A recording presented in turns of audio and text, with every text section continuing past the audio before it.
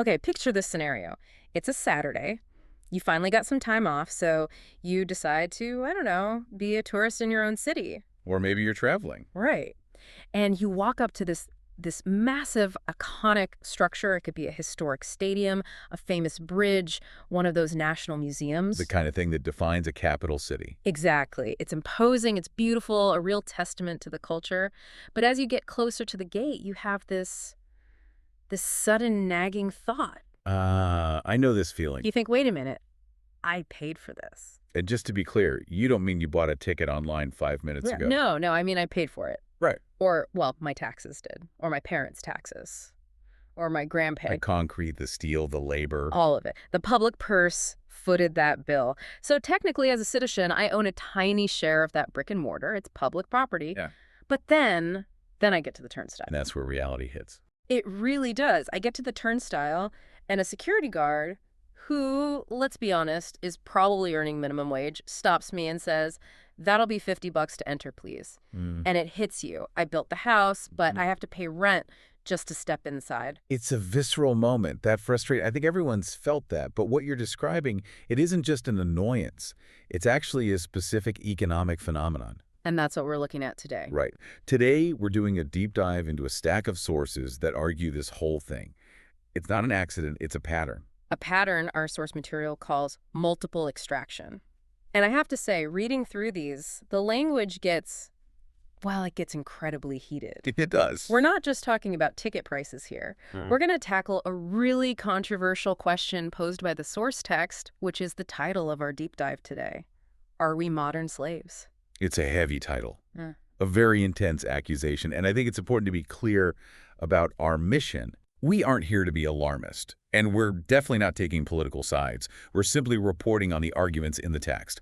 Our goal is to be, like, forensic accountants. I like that. So we're tracing the money. Exactly. We want to follow the dollar from the initial tax payment through the construction to the ticket fee, and then finally to the wages of the people working inside. We need to see who's actually paying and who's actually benefiting. Because when you map it out, it stops looking like a straight line and starts looking like a loop. A loop is the perfect word for it. A really expensive loop. The source material actually calls this the architecture of double payment. The basic idea is it's deceptively simple. Okay, lay it out for me. Public funding covers the massive risk and the initial capital, the construction. But then private entities, or sometimes the state acting like one, they're the ones who collect the fees to use it. Now, hold on. Let me play devil's advocate for a second. Please. Isn't this just how things work? I mean, governments build stuff, but that stuff costs money to maintain. The lights don't stay on for free. The floors don't sweep themselves. Right. Isn't the entrance fee just maintenance? And that's the standard counter argument. And look, it makes sense on the surface, but the sources we're looking at today, they bring receipts that really challenge that. How so? They argue there's a huge discrepancy in returns. In a normal investment, say you and I buy a rental property, we put up the capital so we get the profit. Right. We split the rent? Here, the citizens are the investors. They put up the capital involuntarily through taxes, but they never get dividends. They only get a bill to use the asset they already financed. So it's like buying a car from my neighbor, paying for the gas, and then my neighbor charges me Uber rates to sit in the passenger seat. That's a very vivid way to put it. Yeah. And yeah, pretty accurate to the model described here. And before anyone thinks this is just some modern complaint. Late-stage capitalism or something. Exactly. The source material points out this has been going on for a very long time. This is not new. Okay, let's look at the evidence. The sources list what I'm calling the monuments of double payment. First one that really jumped out was the Berlin Olympic Stadium. A fascinating case, built between 1934 and 36. Which, obviously, given the timeline, that means it was funded by tax money from the Nazi regime. Correct. And the source makes a key point here. Regardless of the regime, fascist, democratic, whatever, the economic mechanic is the same. The taxpayer provided the capital. The state basically took their labor value to build a monument. And today, if you want a tour or to see a football game there, you're paying a pretty hefty entrance fee.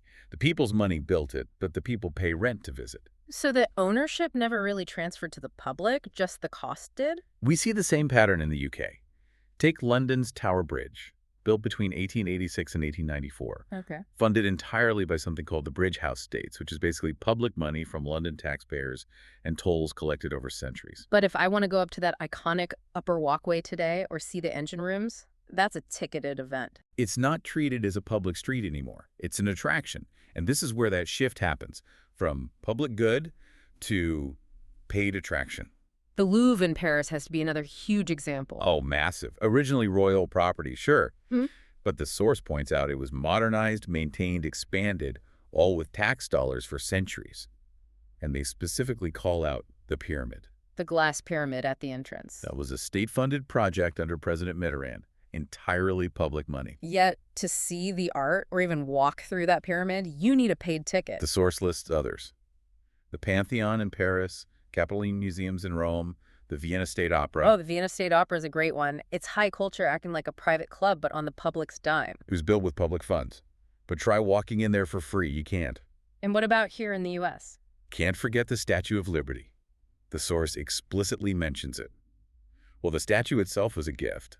The pedestal, that massive base, and all the island's infrastructure were funded by fundraising and U.S. tax dollars. And yet, you pay a ferry service and a separate fee to go up. You do. Okay, so we've established the pattern, we pay to build it, we pay to enter it. But this is where the deep dive gets, well, a lot darker. The tone really shifts. Yes. This is the pivot. One of the sources includes a user discussion, where this economic loop is compared directly to slavery. It's a jarring comparison. I mean, when I first read it, my first thought was, okay, that's just hyperbole. But they do not mince words. No, they don't. And I want to quote the sentiment accurately here, just so we can understand the argument they're making. The user says, I call this a hidden slave system. Hidden. And then he corrects himself. No, wait, I take back hidden. This is a slave system right in your face, only we don't understand it because it is right in our face. Wow, right in your face. So the argument is that it's just so normalized, we don't even see it as exploitation anymore. Precisely. The source isn't talking about physical chains and whips. And it's so important to make that distinction. We don't want to trivialize history. But it is talking about economic entrapment, the illusion of freedom. The argument is that the math of modern life creates a similar outcome. You're working endlessly without ever really accumulating the product of your own labor. And speaking of math, the source actually provides a calculation to back this up. They try to quantify the burden. They do. They argue that when you combine direct taxes, like income tax, with all the indirect taxes, sales tax, property tax, and then you add these usage fees on top. For things you already funded. Right. The source argues people are virtually taxed up to 50 to 60%. 50 to 60%. Let that sink in. That means more than half of your labor, half the hours you spend at your job is just going to maintain the system. And that leads right into the most controversial comparison the source makes, to the plantation. Okay. The user writes, the slave on the plantation also worked his butt off and got almost nothing for it. And the product of his labor, the slave usually couldn't afford exactly like employees today. That line hit me hard. Couldn't afford the product of their labor. Right. So the construction worker who builds the luxury stadium might not be able to afford a season ticket for his family. Or the taxpayer who funds the opera house can't afford a seat for the premiere. It creates this cycle where you build the world, but you aren't wealthy enough to actually live in it. So how does this cycle work mechanically?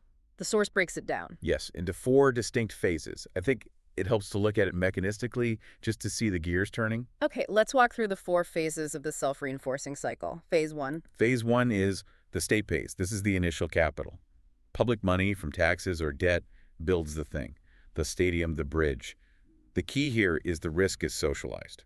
Meaning if the project fails, the taxpayer loses, not some private developer. Precisely. Then we move to phase 2. Which is? Privatization or operation. Once it's built and the risk is gone, the usage is monetized. The public now pays entry fees, buys tickets, whatever. And that revenue often flows to private operators or into a state budget that doesn't really lower your taxes. So we pay to build it, then we pay to use it. Got it. What's phase 3? Phase 3 is the labor. People have to work there. The guards, the cleaners, the ticket takers. And the source notes these jobs are often low wage, maybe minimum wage. The infrastructure is grand, but the employment it generates is precarious. You got it. And finally, phase 4. This is the one that closes the loop. Okay. Phase 4 is the return to state. This is the really insidious part. That low-wage worker They pay income tax. and The visitor buying a ticket. Pays sales tax, so the money flows back to the state again. It's a washing machine. The money goes in, spins around, and comes right back to the state, while the citizen keeps putting more coins in the slot at every stage. Wow. The source summarizes this with a phrase you hear in economics: privatizing profits while socializing costs. It's a system designed for dependency. And if you're listening and thinking, well, this is just about visiting the Eiffel Tower once in a while, the source material takes a very sharp turn here. This is where the argument really lands. It expands the scope from monuments to the infrastructure we use every single hour. Let's talk about the digital world. The source lists digital infrastructure as a prime example of this trap. Think about fiber optics, broadband networks, cell towers. In many countries, especially the US and parts of Europe, a huge amount of the internet's backbone was laid with public subsidies. Right, for rural broadband initiatives or modernizing the grid, taxpayers paid for that. But I don't pay the government for my internet. I pay a private provider. And I pay a lot. Exactly. Private companies run the services on top of infrastructure that was publicly de-risked. They didn't pay for the whole network, they just paid for the last mile, or they leased the lines. But they charge you subscriptions, data fees, and then, crucially, they show you ads on top of that. So the taxpayer digs the ditch, the corporation puts a spigot on the end and sells the water back to them. That's the analogy. And the person who comes to fix the line when it breaks, The technician, the call center worker. they're paying income tax on their wages. It's the same four-phase loop: public investment, private profit, taxed labor. It's everywhere once you start looking. Healthcare is another one. And this one feels even more critical. You can choose not to visit a stadium. You can't choose not to get sick. It hits very hard there. Think about medical research. The National Institutes of Health in the U.S., or similar bodies around the world, use billions in tax dollars for the basic research that discovers new drugs. So public money takes the risk on the science that might fail. But when that science succeeds and becomes a pill, a private pharmaceutical company patents it. They manufacture it. And then when you go to the hospital, which itself might have been built with public funds, you get hit with co-pays, insurance premiums, and astronomical drug prices. The public paid to discover the cure and then pays a massive premium to access it.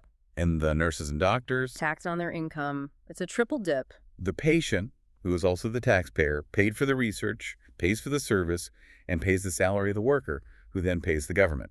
Education is on the list, too. I feel like this is one people complain about constantly, but maybe don't see the loop. Oh, yeah. Universities built with public funds. Labs, libraries, all of it. But students pay tuition. They pay exam fees. They take out massive loans to pay fees to an institution the public already built. And public transport. This one feels like the most obvious of all. It is. Taxes build the rails. Taxes buy the buses. But the commuter pays for the ticket, the driver pays taxes on their wages. It's a closed loop where the user is just inputting money at every single stage. You know, as we're talking about this, I'm having a bit of an aha moment. And I suspect our listener is too. What's that? Right now, you listen, you might be on a train, your taxes billed. Listening on a phone, using a network, your taxes subsidized. Worrying about a student loan for university, your taxes funded. And that is the slave system argument the source is making. It's not about physical shackles. It's about an inability to ever stop paying for the world you supposedly own. You're running on a treadmill that you paid for, powering a gym that charges you a membership fee. Honestly, that's a little depressing. But it is also clarifying. It sort of explains why, despite working hard and paying taxes, so many people feel like they just can't get ahead. It's not just bad budgeting. The system itself has a lot of leaks. It connects back to that 50 to 60% figure. Yeah.